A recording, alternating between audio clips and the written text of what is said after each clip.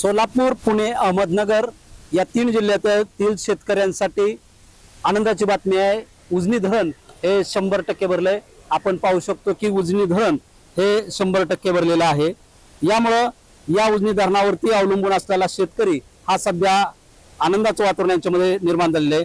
या उजनी धरणामध्ये दौंडच्या माध्यमातून 2,35,547 क्युसेसनं सध्या उजनी धरणामध्ये आवक सुरू आहे। तसेच या उजनी धरणातून 16 दरवाजाच्या माध्यमातून 1,00,000 क्युसेसनं भीमा नदीमध्ये विसर्ग आहे तो सुरू करण्यात आलेला आहे। या ठिकाणी आपण पाहू शकतो भीमा नदीबरोबरच इतर जे काही पाणीचे विसर्ग आहेत ते देखील या माध्यमातून सुरू केले आहेत।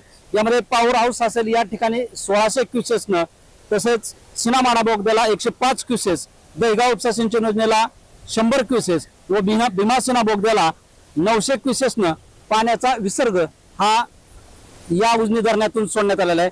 याच माध्यमातून भीमा नदीकाठच्या शेतकऱ्यांना व नागरिकांना उजनी प्रशासनाकडून सतर्कतेचा देखील इशारा यावेळी दिला आहे। तसेच या ठिकाणी या पाण्याच्या माध्यमातून पंढरपूर मधील झोपडपट्टी भागामध्ये काही ठिकाणी पूर परिस्थिती निर्माण होऊ शकते अशी माहिती उजनी प्रशासनाच्या माध्यमातून दिलेली आली आहे।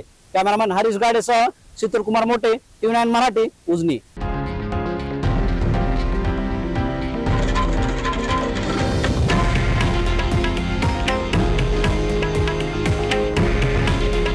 हे आहे देशातील नंबर 1 न्यूज नेटवर्क आणि आपण पाहत आहात TV9 मराठी।